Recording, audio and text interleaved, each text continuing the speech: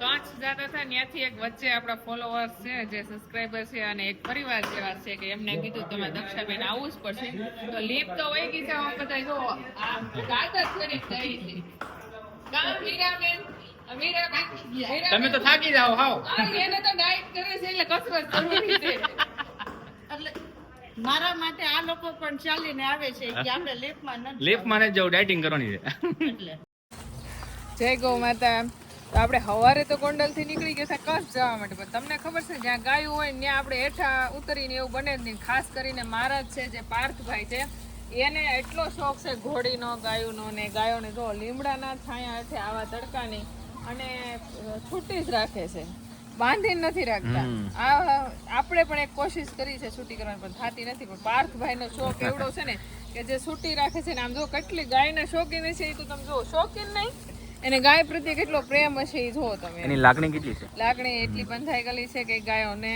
સતત એની હૃદય ઉપર અને ગાયો હાચવવાની ટ્રીક એક અલગ જ છે ને હા એ મહારાજ હોવા છતાં આપણને પરાણે જમવાની વ્યવસ્થા પાર્થભાઈ કરી છે તો પાર્થભાઈ તમારો ખૂબ ખૂબ આભાર અને એક મહારાજ નો કહેવાય ને આપણે ખવાય નહીં દેવાય તો આજે પ્રસાદી લેવી પડી અને ગાયો પણ બધી બહુ મસ્ત છે વધારે માહિતી તો પાર્થભાઈ જ આપશે પાર્થભાઈ તમે ગાયો રાખો છો બરોબર એટલે આમાં કઈ દૂધણી ગાયો છે કઈ રીતનું છે તમારી પાસે અત્યારે તો આમાં એક ગા દૂધે છે એને હું દોતો નથી બરોબર એની વાતથી જ આવે છે અને એક ગા દૂધે છે અત્યારે અને એક ગા અત્યારે વિયા ઉપર છે એ અત્યારે વારે રાખેલી છે ગૌશાળાએ અને બીજી તો બધી વાછડી છે આ બધી ગાય અને તમારો તાલુકો જિલ્લો કયો લાગે આપણું ગામનું નામ નાના ગરેરિયા તાલુકો ધ્રોલ ને જિલ્લો જામનગર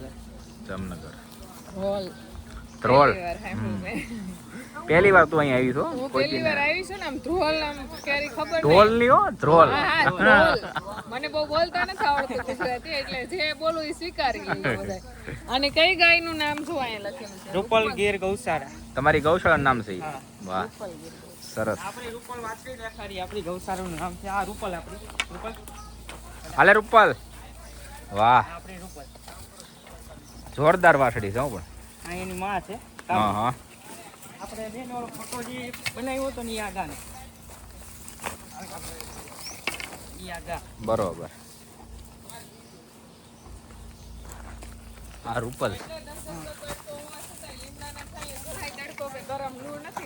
હા એકદમ ઠંડો વાતાવરણ એમ કહે છે કે એસી માં જાય તો તડકાથી આમ શાંતિ મળે પણ હકીકત શાંતિ જોતી ને તો લીમડાની છાયા નીચે હોય છે બધી વાળી છાયા ઊભી ઊભી જ થાય છે જો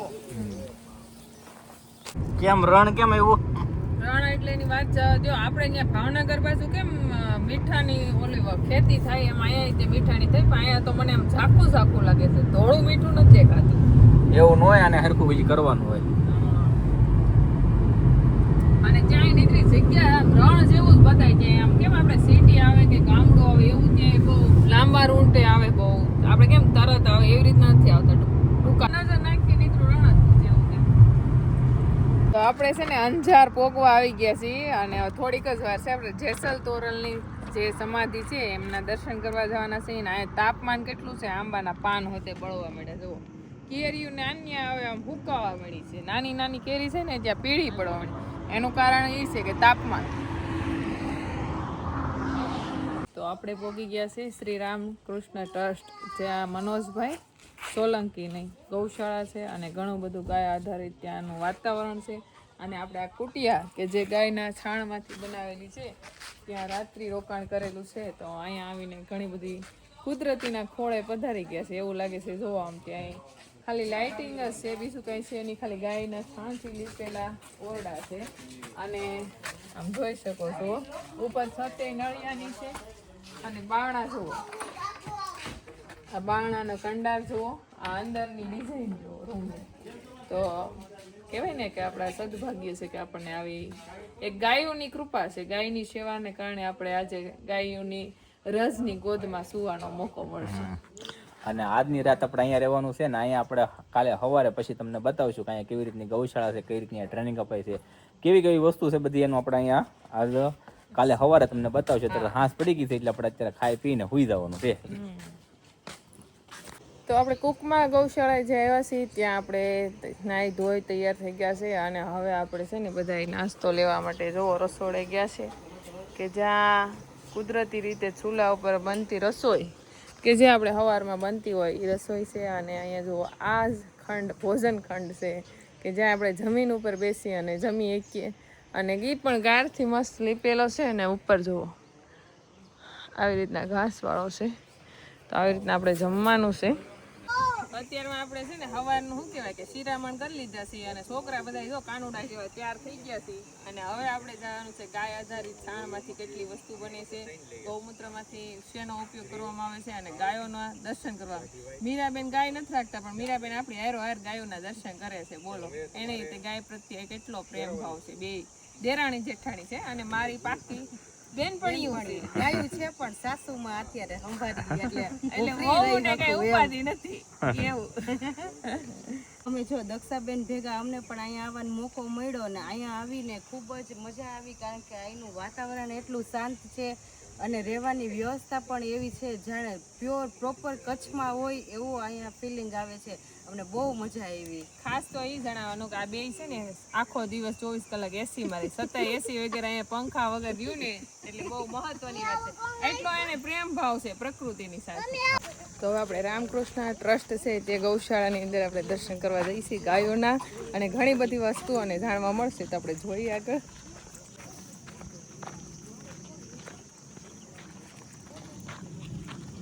આપણે કાંઈક એક જગ્યાએ સાંધો મારીએ ત્યાં બીજી જગ્યાએ આપણું સંઘર્ષ વધે છે. એટલે હવે એક મોરચે લડવા એનું હતું, પેલા એમ હતું કે ખાલી દૂધની ઇકોનોમી છે તો આપણે એનામાં ગોબર જોડશું તો ગાય સર્વાઈવ થઈ જશે. પણ દિવસા દિવસ જેમ ગાયની ઇકોનોમી વધારી છે એટલો જ ખર્ચનો છે એ બધો વધતો જાય છે. ચરાનો ખર્ચો અને ખોળ ભૂસાનો ખર્ચો, એમાં પણ આપણે ઘણું બધું સમજવાનું શીખવાની જરૂર તો છે. પછી ત્રીજો ખર્ચો છે કે હવે આમાં મેન પાવરનો, હવે એમાં પણ તમે બીજા ફેક્ટરીવાળા 500 રૂપિયા આપતા હોય ને તમે બીજા અહીંયા આપણે કહીએ કે 200 રૂપિયામાં કામ કરે તો એ નથી કરવાના સીધી વાત. એટલે આમાં તમારો વધારો છે. એટલે આ બધા લડાઈઓમાં આપણે હજી પાછળ પડીએ છીએ. એટલે આવું થોડુંક અત્યારે સપોર્ટિવ તમે જે ક્યારે વિચારો છો કે ફાર્મ ટુરિઝમ કે એવું કરીને કરી શકાય. બીજું છે કે એક હોસ્ટેલની રીતે તમે કંઈક કરો. એક મારા મિત્ર છે, હમણાં કાઉ હોસ્ટેલ કરી છે એને, અને ડૉક્ટરો એને બધા જ મોટા લોકો છે ને એને પોતાની ગાય રાખવી છે. બધાને મનમાં આવ્યું મારા ઘરમાં નહીં એક ગાય હોય તો એ ગાયો એ પોતે વેચાતી લઈને આપી એમને, અને લગભગ 200 રૂપિયા એ રોજના આપે, મહિને 6000 રૂપિયા આપે, ગાય આપે. ખાલી સંભાળવાનું કામ છે એ આપણું એ એમનું ને એમાં એક ટાઈમનું દૂધ એનું, અને સંભાળવાના બદલામાં એક ટાઈમનું દૂધ જે સંચાલક છે એ રાખે. અને એ જ્યારે જાય ત્યારે દૂધ છે એ એને 2 લીટર છે તો એને 1 જ લીટર જોઈએ છે તો 1 લીટરના પૈસા દે, અથવા 1 લીટરને જમા કરી અને 30 લીટર ભેગું થાય ત્યારે 1 કિલો ઘી આપી દે. એટલે એને ઘીના સ્વરૂપમાં જોઈએ, દૂધના સ્વરૂપમાં જોઈએ, પૈસાના સ્વરૂપમાં જોઈએ, એ એક ટાઈમનું દૂધ એને મળ્યા રાખે. અને જ્યારે પાંકડી થાય ત્યારે એને મિનિમમ 2 લીટર દૂધ એના ઘરમાં જાય. એટલે આવી રીતે એ હોસ્ટેલ ચલાવે, પણ તોય એને 200 રૂપિયામાં પોસાણું નહીં. હમણાં એ બધા જ લોકોને ભેગા કર્યા, અત્યારે એને 35 ગાયો રાખી છે, 35 પરિવારો જોડાણા છે ને એના ઘરે હોમ ડિલિવરી કરવાનું. તો એને હમણાં કીધું કે હવે 300 રૂપિયા અમે કરવા છે, તો લગભગ લોકો તૈયાર છે 300 રૂપિયા આપવા. તો આવું છે ને કોમ્યુનિટીને સપોર્ટમાં લ્યો, સંપન્ન લોકોને. એટલે તમારી 10-15 ગાયો એવી હોય કે જેને કોઈકના નામ, આપણી ગાયો ભલે હોય આપણે એને દઈ દઈએ, તમને પૈસા પણ આવી જાય, તમારો આર્થિક થઈ જાય, સંચાલન થઈ જાય. એને ગાય રાખવાનો ભાવ આવે, એના દીકરા અને દીકરીને એ રવિવારે ગાયને સંભાળ રાખવા આવશે, પછી ક્યાંય હશે તો એની સાથે જોડાશે પરિવાર. આપણે જોડાણા એટલું હવે સફિશિયન્ટ નથી, પરિવારોને જોડવાના છે. તો પરિવારોને જોડવા માટે જો સમાજને જોડશું તો જ આની લડાઈ જીતી શકશું. આપણે એકલા લડશું તો નહીં જીતી શકીએ.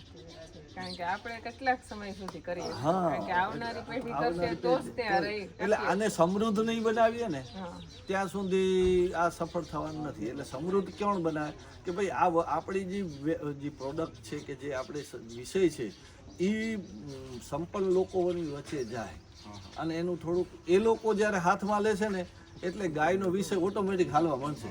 એ 100 રૂપિયા દૂધના દેશે તો પછી બીજાય દેશે. બરાબર. તો આવી રીતે થોડો પ્રયોગ આ પણ એક કરવા જેવો છે કે ભલે તમારી ગૌશાળા પણ એમાંથી 50% ગાયો છે એ તમે એડોપ્ટ કરાવી દો. તો આપણે મનોજભાઈ સિંહ સોલંકીને મળ્યા અને બહુ ગમ્યું અને ઘણી બધી આપણને કહેવાય ને કે ઘણી બધી જાણકારી આપી ગાય વિશે, કેવી રીતના શું કરવું એ બધું. તો ઘણું બધું જાણવા મળ્યું. તો ભાઈનો પણ આપણે ધન્યવાદ પાઠવીએ અને હવે આપણે એની ગાયોની અને ગૌશાળાના દર્શન કરશું. આગળ વહી ગઈ છે કે પણ જોઈ છતાં જેટલી ગાયોના દર્શન થાય એટલી ગાયોને આપણે કરશું. તેમાં સાબુ, શેમ્પૂ, ફેસ તેલ, માલિશ તેલ, દૂધપત્તી, મચ્છરની દૂધપત્તી, ગૌમૂત્રના અલગ અલગ અર્થ આ બધી વસ્તુ અહીંયા મશીન ભરેલું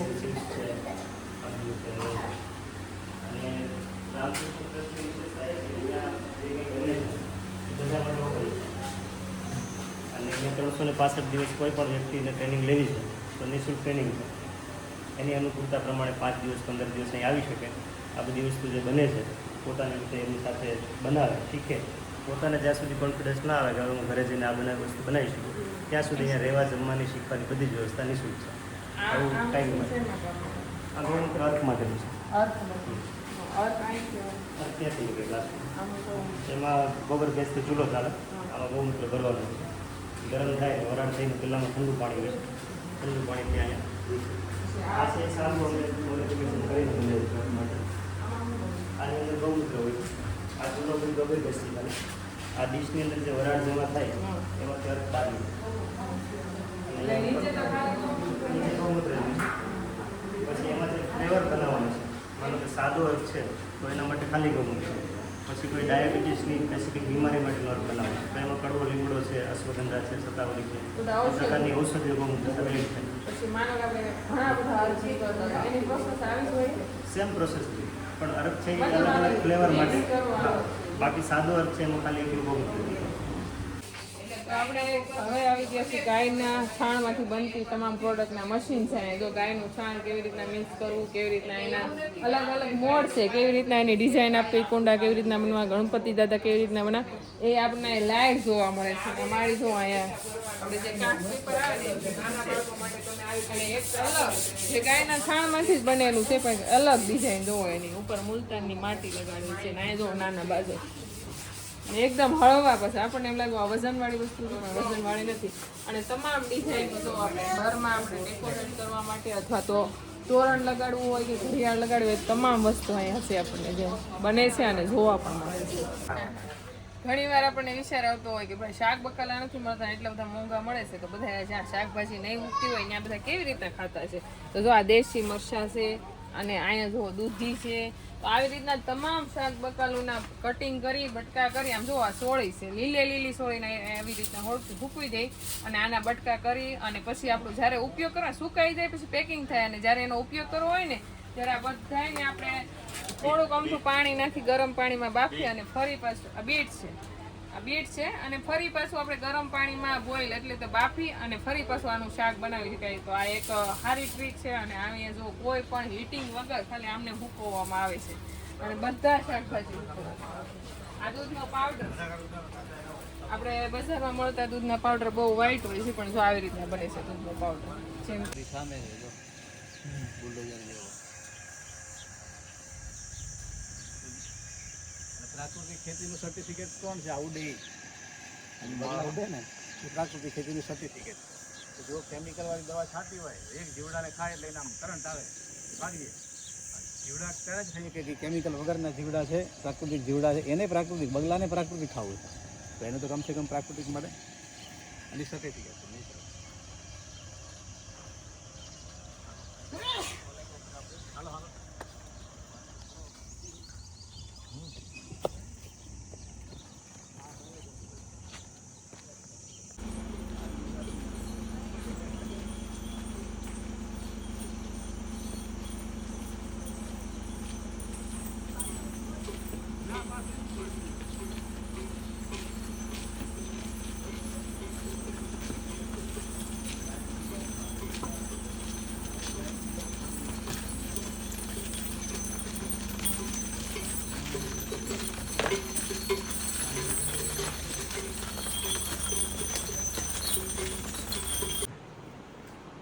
બધી ગાય આધારિત વસ્તુ છે. ઘણીવાર માણસને એવો પણ વિચાર આવતો હોય ભાઈ આવી બધી વસ્તુ તો અમારા ઘરે મૂર્તિમાં છે ને આમાં છે ને, પણ તમને ખબર છે ગાયના છાણમાંથી શું કરવાને બનાવે છે? કારણ કે આપણા ઘરમાં ફ્રીજ, ટીવી, મોબાઈલ આ બધાનું રેડિયેશન વધી જાય છે, લાદી સ્ટાઇલવાળા મકાન થઈ ગયા છે, એટલે જે આપણા શરીરની એનર્જી છે ને એ અડધી થઈ જાય છે. પણ એનર્જી રાખવા માટે થઈને પહેલાં આપણા ઘરની અંદર છે ને ગાર કરવામાં આવતી, લીપણ કરવામાં આવતું, પણ અત્યારે એવું કાંઈ રહ્યું નથી. આપણે લાદી પ્લાસ્ટરવાળા મકાન થઈ ગયા છે. તો એની માટે થઈને જો આ બનાવવામાં આવે છે જે ગાયના છાણમાં બનાવેલું હોય છે. આની ઉપર આપણે પગ રાખીને રસોઈ બનાવી શકીએ, ટીવી જોતા હોય તો આની ઉપર પગ રાખી શકીએ, જેથી કરીને ગાયના છાણની જે કાંઈ એલર્જી છે, આપણું રેડિયેશન છે અડધું થઈ જાય અને આપણા શરીરને પણ ફાયદો મળે અને ઘરના વાતાવરણને પણ ફાયદો મળે. એટલા માટે ગાયના છાણમાંથી એટલી બધી પ્રોડક્ટ બનાવવામાં આવે છે, જેમ કે ગણપતિ છે, થાળી, પૂંજાની થાળી છે, ઘણી બધું. હવે માણસને એવો વિચાર આવે કે ગાયના છાણમાંથી તો ખાલી એવું રેડિયેશન ન પડે એટલા માટે આ બનાવ્યું બીજું હું બની શકે? તો ઘણું બધું બની શકે. જોઈ શકો છો તમે ઘરમાં શું વિવિધ વસ્તુઓ પણ બની શકે, જેમ કે ટોડલિયા છે, તોરણ છે, લાભશુભ છે. આપણે હિન્દુ ધર્મ પરંપરાગત આપણે લાભશુભને એને પહેલાં મૂકતા હોય છે, ગણપતિ દાદાને. એટલા માટે થઈને ગાયના છાણમાંથી તમામ વસ્તુ બનાવવામાં આવે છે.